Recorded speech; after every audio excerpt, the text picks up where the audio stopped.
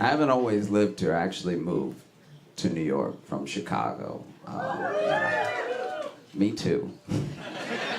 And I quickly realized how proud New Yorkers are of their time. What I mean by that is how long they've lived here. You know what I mean? Like people be like, I'm a real New Yorker, dog. I've been here 8 years. And then somebody in the back that nobody was talking to goes, nah, man, it doesn't start till 10. Like, what are you talking about? Your New York time shouldn't be measured by calendar year. It should be measured by your experiences, you know? Like, if we all moved to New York tonight, and we got off the plane and we got on the train, and then we got off the train as the train doors open, a homeless man coughs in your mouth, you've been here 2 years.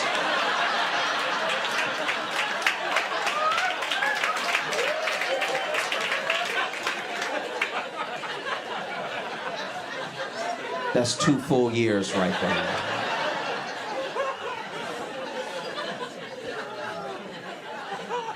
I was walking down Times Square, which was my mistake, you know what I mean? And I was walking down the street, I saw this young woman, clearly not from New York, because she was smiling very wide. She was genuinely happy.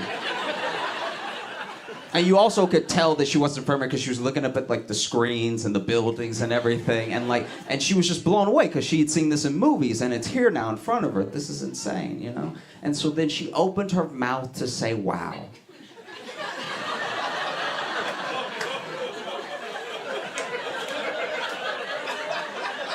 Everyone who laughed is from New York. She opened her mouth to say wow because she was full of joy and hope and life.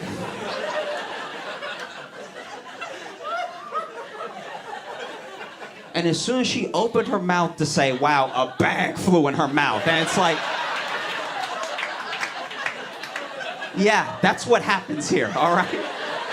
Were you happy? New York noticed, and it's in a dirty Walgreens bag to fly halfway in your head. Close your mouth and tuck your chin like an adult. Oh, Cash Patel over here got hacked. He got hacked by what seemed to be Iranian hackers.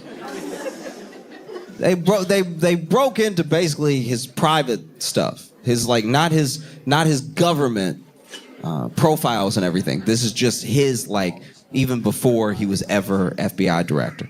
And it's his emails and some of his profiles online and everything got hacked. Do you know how embarrassing that is? He's the FBI director. It would be like if you were police chief and you went to do a press conference and you looking around like, y'all, who took my gun? Who took my...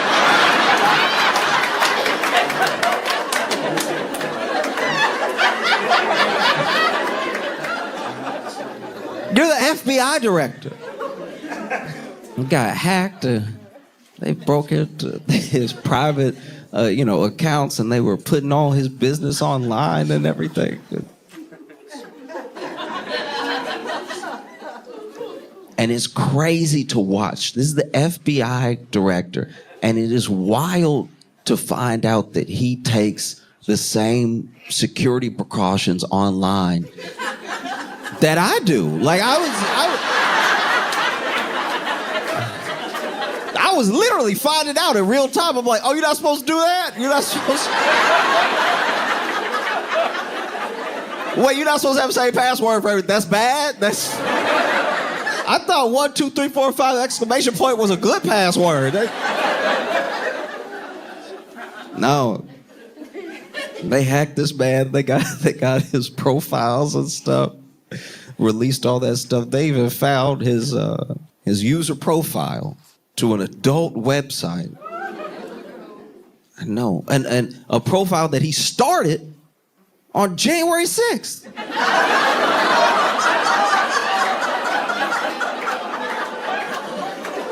Not that January 6th. It was no, it was a totally different year. I had the same thing. Initially, I was like, huh? Oh.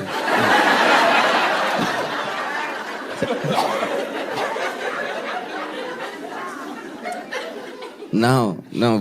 A Iranian hackers are the reason we know that man's profile on a bunch of things is Spider Cash.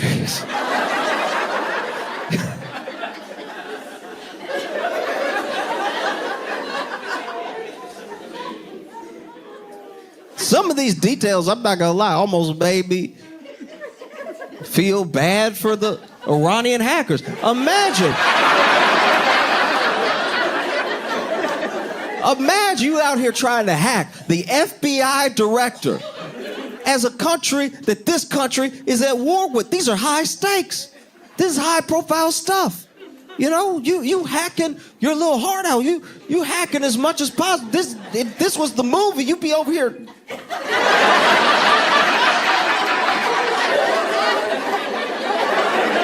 I don't actually know how to hack. I just know in the movie they always start typing harder to hack harder.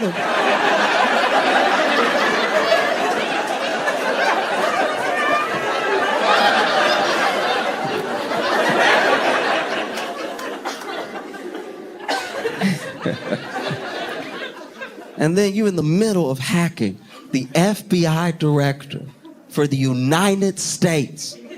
And the millionaire hack, you see some stuff, they go, ugh! Like,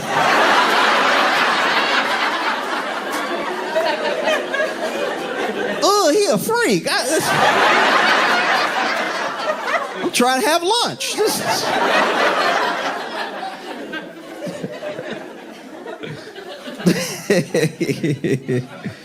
No. It's the FBI.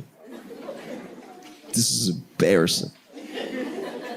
Not saying the FBI was doing like a whole ton of good before Cash got there, but like, I don't know.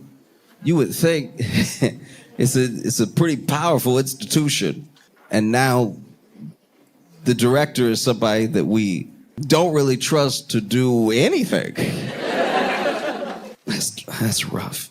I can't get over it. The FBI. What a fall. Used to be so powerful. Used to be so influential. You know what I mean? Like spoke like these spooky feds. Used to wonder. Used to have conversations and you're like, are you a fed? You know what I mean? It would be high profile stuff. There'd be like gun running. There'd be drug deals and stuff. Are you a fed? How do I know you're not with the feds? I'm sure now criminals are like, I know you're not a fed. I don't even know if they have funding anymore. I'm pretty sure all the feds have to push the jet to get it started. I panicked, all right? I panicked and I bought an axe, all right? I don't know what I was thinking either, but I did it because I was like, maybe I might have to, I don't know, maybe society will crumble. I got to save my home. So I went to Home Depot to get my axe, all right? Apparently, a lot of other people had the idea I had because all the reasonable axes were taken, okay? My axe is far too big. All that was left was like a 4-foot, basically a tree with a blade is all that was left. And so I bring my axe home. I'm too little to even wield my own axe. Like if someone came in my house to kill me, an intruder, I would be grabbing my own axe like, look, you give me a second, okay? You give me a little space, all right? Maybe a little space of time, you're gonna be fucked up, all right? I was getting a smoothie at a Julius Caesar. It's a smoothie place. Actually, you know what? It's not Julius, it's Orange Julius. But I couldn't see the sign well until very recently someone told me it wasn't Julius Caesar.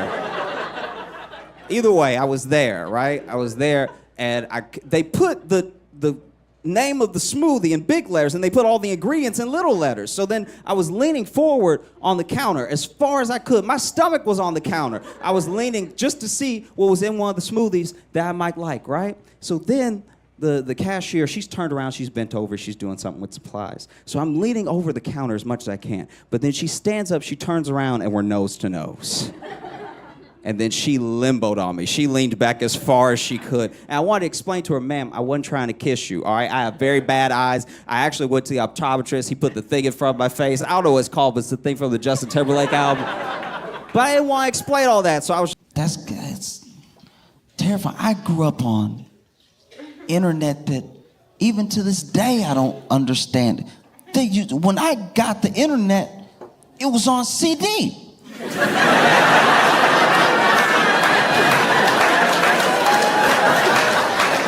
To this day, I don't know how that worked. What is on the CD? What is that? Because I thought you had to have, you would just get, okay, this is gonna be very annoying to explain, but some of you are young and this is gonna sound fake, but you used to get internet. Okay, you would get an offer in the mail. They would mail you internet.